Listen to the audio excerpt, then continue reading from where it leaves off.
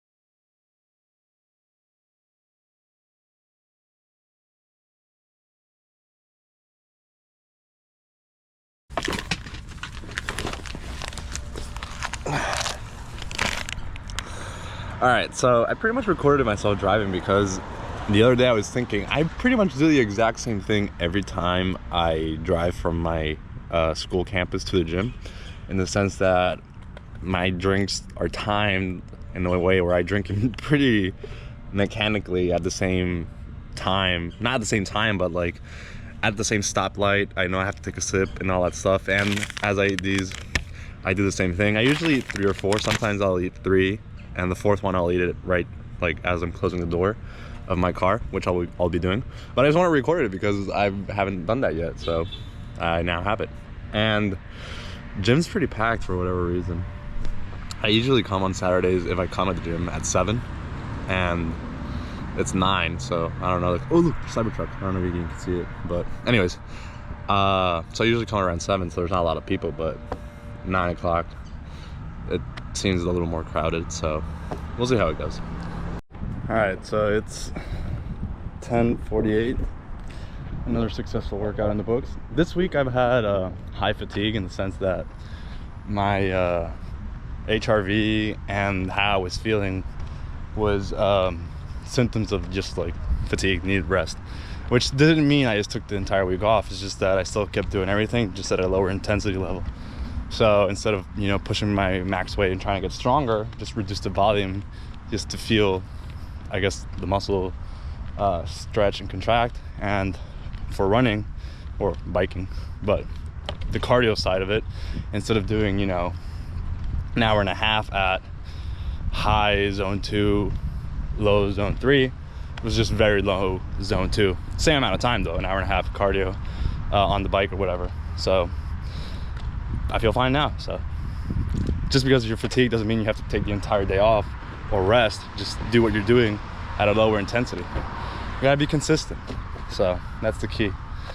So yeah, it's pretty early, and I'm probably gonna go to the cafe at the school and eat some food there, like pasta or whatever, and then eat breakfast, or like, I don't know. I'll think about it while I'm driving. But successful back and by workout. I didn't record much because it was packed. Well, I didn't record anything actually because it was so packed. So yeah, that's what I got. All right, so this is like the first meal of the day. I've been implementing this week, specifically this week, I started not tracking calories to see how I can manage my weight. Still weighing the food. Well, this I can't weigh, but like kind of like trying to practice my eyeball skills in general. And it's been working pretty good so far. So I'm pretty happy about that. So I'll keep doing it. I don't know if I'll do it long term, but it's a good like practice, I guess, to do here and there, so you don't have to track everything and kind of like understand what you're eating without having to measure everything. I think it's a good practice to have. So I've been doing that for this week and it's been going well. So this is like the first meal: chicken, beef gyro, and then pasta. I don't know if I'll eat my usual breakfast too after. I'll probably do that after the bike ride, but we'll see as the day goes on. But for now, first meal. All right, so it's 1:37. I pretty much ate that first meal, cleaned up my room, and did a little homework. And the gym, okay, so because I said earlier that the gym management or whatever decides to take the entire week off because Monday's a holiday. So typically on the weekends, I think it closes at 7, I want to say. 6 or 7, anyways, it doesn't matter. It's closing today at 5, so I would typically do 3 hours, but because I'm taking this week as a lower, like, recovery week, if you want to call it, I'm only doing 2 hours on the bike, so it should be fine. And then also, I tested the ankle yesterday after, I think, 2 weeks or so, and I think the way to go is just kind of wrap it up and just immobilize it so it doesn't overpronate. It felt fine, doesn't hurt today, so I think that's what I'm gonna do.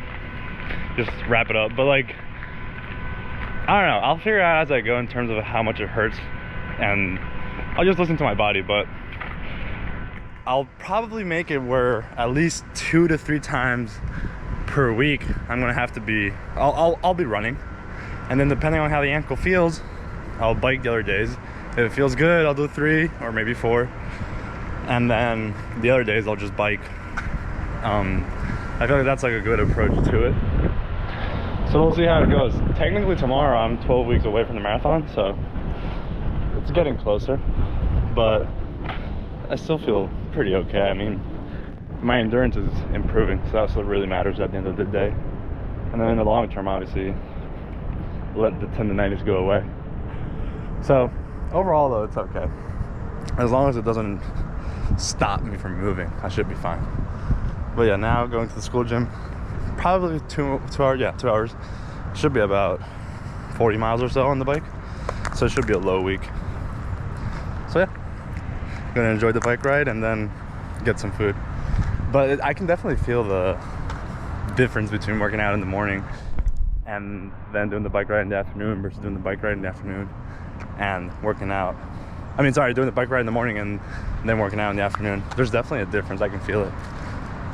But you gotta adapt. So hopefully the gym also will be pretty empty, I think, because there's the football game today.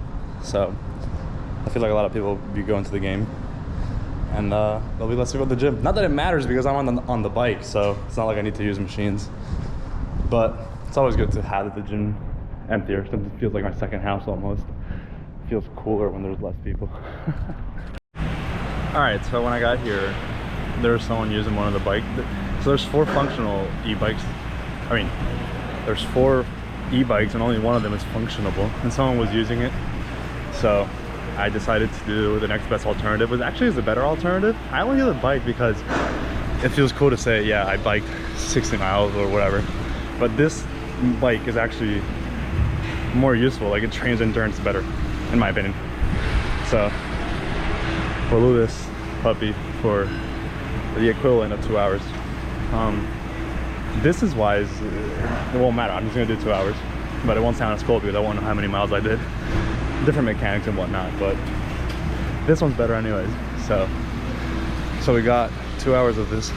So plus in this one you can actually up the intensity and make it more similar to like a normal tempo or whatever. So maybe when I get close to the 2 hour mark, I'll do the last 10 minutes at a hard intensity, or maybe 20 minutes. We'll see how I feel.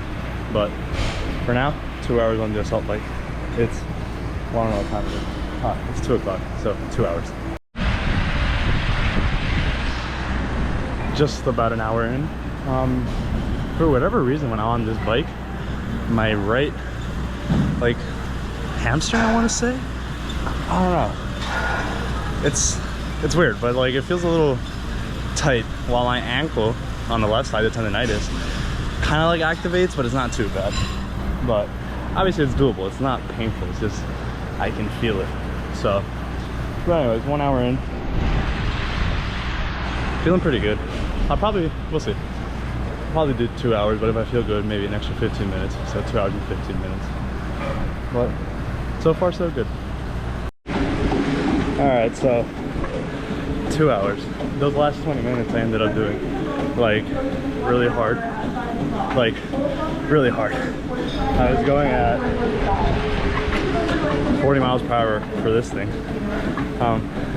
Unless you've actually tried this machine, it's hard to explain like how hard that is. Like I was going at 75 RPMs for the last 20 minutes. Or it was between 70 and 75 RPMs for the last 20 minutes.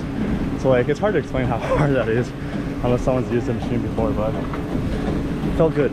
So 2 hours, shorter than the typical 3 hour bike ride I do, but mostly because of trying to take it easy this week. So next week should be back to the regularly scheduled program. So I'll probably do like a 10-minute cool down and then go get some food. So I'm walking back and I'm trying to figure out what's the plan in terms of food, fuel.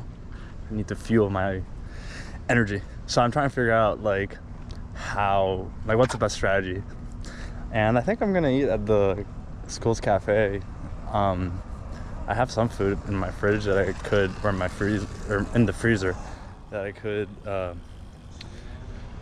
defrost and cook, but I feel like it's just easier to, because then I'll have that food later for like tomorrow and the week after, and just eat at that I can't even talk anymore, I'm so tired, and eat at that cafe now. And I'll probably just eat the same thing I ate for the first meal. Honestly, it wasn't that bad. It was pretty good actually.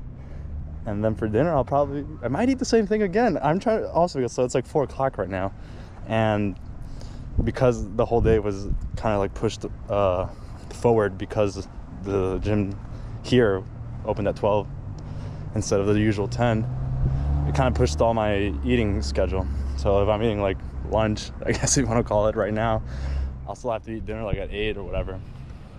So we'll see. I don't know.